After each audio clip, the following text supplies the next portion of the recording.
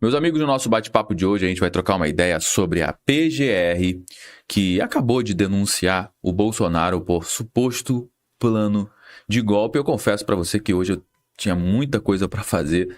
Eu acabei dando uma pausa em tudo aqui para trazer esse bate-papo aqui para a mesa. Eu tinha outro conteúdo para ser publicado hoje, eu acabei trazendo esse para a mesa porque pela urgência, né, dessas informações que estão tomando todos os portais, e a gente precisa falar sobre isso. Mas, cara, eu já vou te dizer aqui que não existe nenhuma novidade sobre esse caso. Esse é o ponto crucial. Porque até o momento que eu estou gravando esse conteúdo, todas as informações que a gente tem até a presente data são informações, cara, que já estão sendo divulgadas há pelo menos 2 anos. Ou seja, aqui não tem nada de novo, mas o fato é que a Procuradoria-Geral da República decidiu denunciar, no caso, o Bolsonaro contra esse suposto plano de golpe. E a gente vai trocar uma ideia sobre isso. Logo aqui no início, eu já gostaria de saber a sua opinião sobre esse caso. Sabe muito bem que a sua participação é extremamente importante aqui para o nosso conteúdo, para a nossa conversa. Então faz o seguinte, já deixa a sua opinião aqui no campo dos comentários, que eu quero saber o que você acha disso tudo, que é muito importante. Bom, toda vez que eu ouço essa história, o que eu faço? Eu faço algumas perguntas para que eu possa ter um pouco mais de clareza sobre tudo o que está acontecendo, para deixar um pouco de narrativas, de polarizações de lado nesse momento. Bom, vamos lá. Houve algum golpe? Realmente tomaram o poder? Não, né? Porque o Lula continua lá. O Lula já estava empossado e o Lula continuou empossado, então não teve nenhum golpe, ele continuou lá. Segundo, houve realmente alguma tentativa de golpe? Porque se houve alguma tentativa de golpe, cadê os indícios, hein? Existe algum indício claro de que houve uma tentativa de tomar o poder à força? Terceiro, e se houve uma tentativa, quem foi que impediu essa tentativa? Teve a polícia, cara, fez alguma resistência e foi lá e prendeu as pessoas que estavam realmente tentando aplicar o golpe, né, com toda a configuração de um golpe. Ao que tudo indica, pelas informações que estão sendo divulgadas, não. Tem muita gente falando que existia um plano para matar tanto o Lula quanto o ministro Alexandre de Moraes. Vamos lá. Algum ministro foi morto? Não. Se teve alguma tentativa de matar um ministro, alguém foi lá e segurou a mão da pessoa que estava tentando matar o ministro, que estava colocando veneno na água ali do ministro. Teve isso? Alguém pegou um flagrante disso? Também não. O Lula, a mesma coisa, alguém tentou contra o Lula.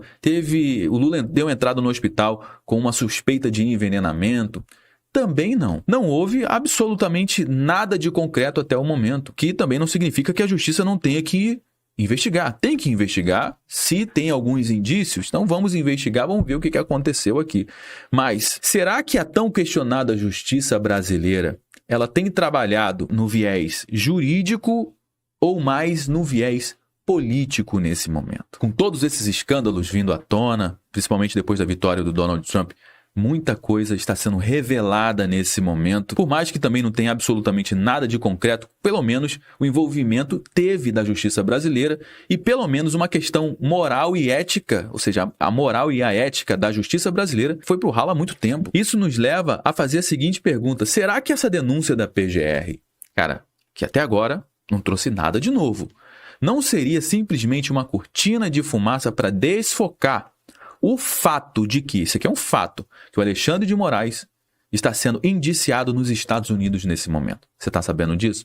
Pois é, a gente vai trazer essas informações no nosso bate-papo de hoje. E o que eu acredito, meus amigos, é que qualquer um que comprovadamente, que seja julgado em todas as instâncias, seja comprovado que teve uma tentativa de golpe de Estado, cara, essa pessoa tem que ser presa e tem que ser banida da política para sempre. Da mesma forma que qualquer um que comprovadamente foi julgado e foi condenado em todas as instâncias por corrupção, deveria ser banido da política também para sempre. Isso aqui é a minha opinião, o que eu acredito. Mas será que a justiça brasileira nesse momento está com a vontade mesmo de fazer justiça e resolver um problema?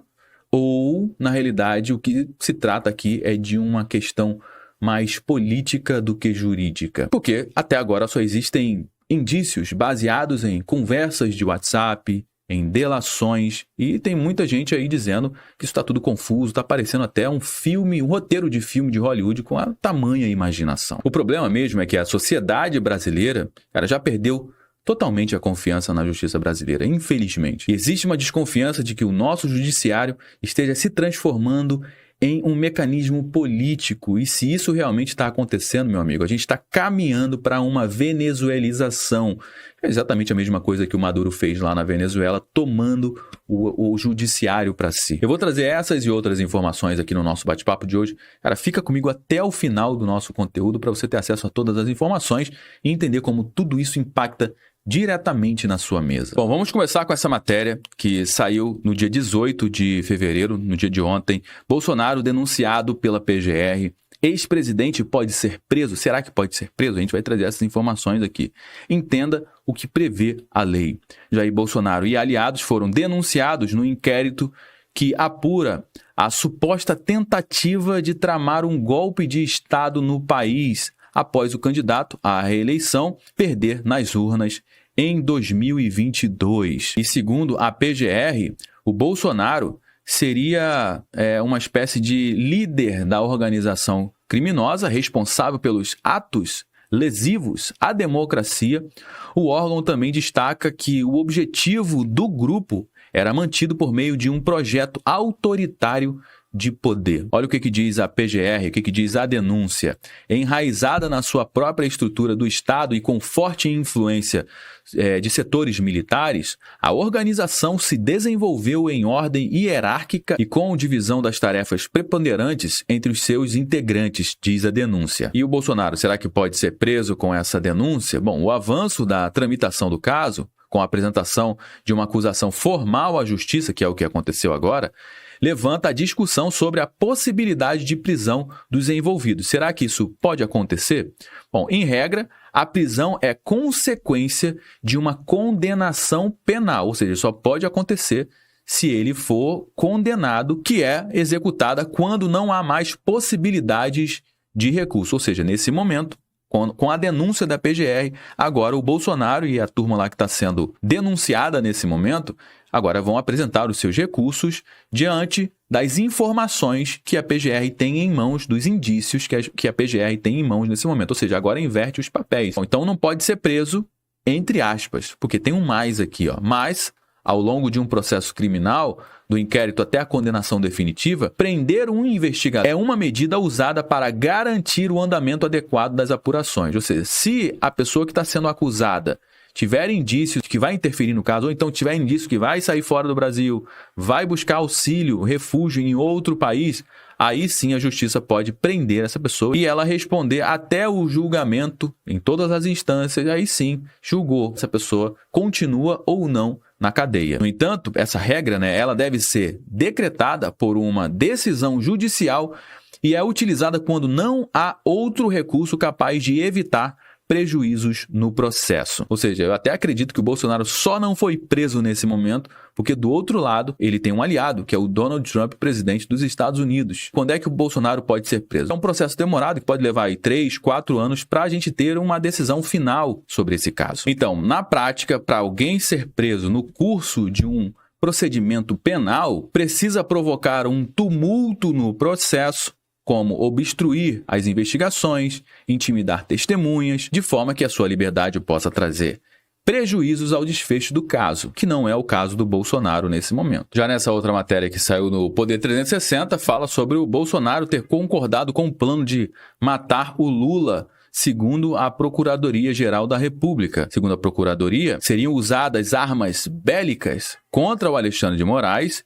e o Lula seria morto por envenenamento. Bom, a Procuradoria-Geral da República afirma, em denúncia no inquérito que apura uma tentativa de golpe de Estado depois das eleições de 2022, que o então presidente Jair Bolsonaro, do PL, tinha conhecimento e concordou com o plano para matar o presidente, o atual presidente da República, o Luiz Inácio Lula da Silva, do PT.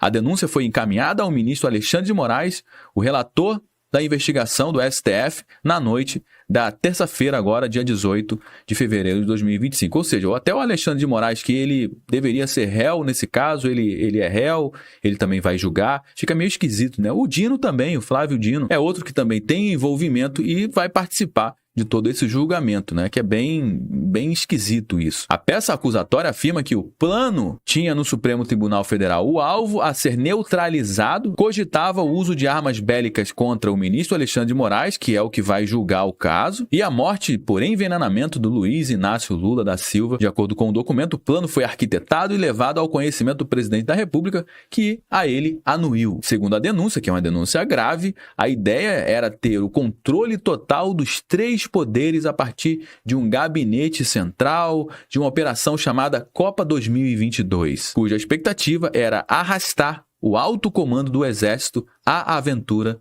do golpe. E ainda de acordo com a peça, o plano de ataque às instituições e à ordem democrática estruturada pelos membros da organização criminosa recebeu o nome de Punhal Verde e Amarelo. Bom, e os crimes? Quais foram os crimes cometidos? Supostos crimes cometidos.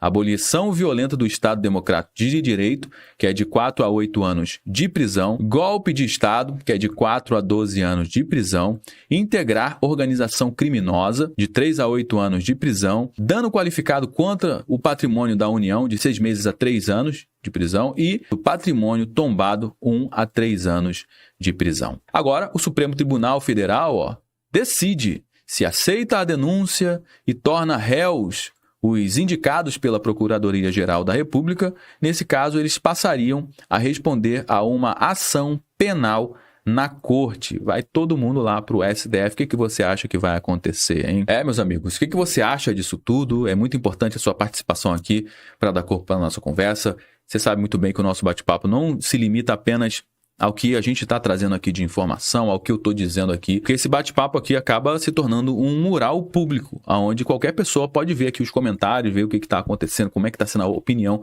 das pessoas com relação a tudo isso que está acontecendo no nosso país nesse momento, a essa movimentação da PGR que denunciou o Bolsonaro, que não trouxe nada de novo, é tudo mais do mesmo, mas efetivamente agora a gente passa para um novo processo, para um outro momento em que com essa denúncia o STF com certeza vai aceitar essa denúncia e vai começar a tramitar todo esse caso lá no Supremo Tribunal Federal do Alexandre de Moraes e companhia. E falando em Alexandre de Moraes e companhia, acaba de sair uma notícia hoje que poucas pessoas conseguiram ter acesso a essa informação, justamente por conta de toda essa exposição da PGR, né, da denúncia da PGR contra o Bolsonaro. Poucas pessoas tiveram acesso a essa informação de que o Alexandre de Moraes acaba de virar réu nos Estados Unidos. Olha essa matéria que saiu aqui na BBC News Brasil. Empresa de Trump entra com um processo contra Alexandre de Moraes após denúncia contra Bolsonaro. Pois é, meus amigos, olha só isso. A empresa de mídia do presidente dos Estados Unidos, do Donald Trump, está processando o ministro do Supremo Tribunal Federal, o STF, o Alexandre de Moraes, por, segundo a empresa, censurar de forma ilegal vozes de direita nas redes sociais. A notícia foi revelada nesta quarta-feira, dia 19/2, pelo jornal americano The New York Times. Pois é, o que acontece, meus amigos? Isso aqui é uma informação muito importante, porque coloca em questão justamente o que a gente abriu o nosso bate-papo de hoje, com relação à credibilidade do judiciário brasileiro. Está completamente manchada justamente por conta do posicionamento do Alexandre de Moraes e de outros ministros sobre o viés do STF, o viés da justiça brasileira, que ao invés de estar olhando para a justiça, o viés está mais voltado para a parte política. E não é de hoje que isso está acontecendo. Olha a matéria que saiu aqui no The New York Times. Trump Media Group processa juiz brasileiro que avalia a prisão de Jair Bolsonaro. O processo ocorreu hora depois de a justiça receber uma acusação contra o ex-presidente do Brasil, que é aliado do presidente Donald Trump. Olha o que disse o ex-procurador-geral da República dos Estados Unidos e o advogado desse caso.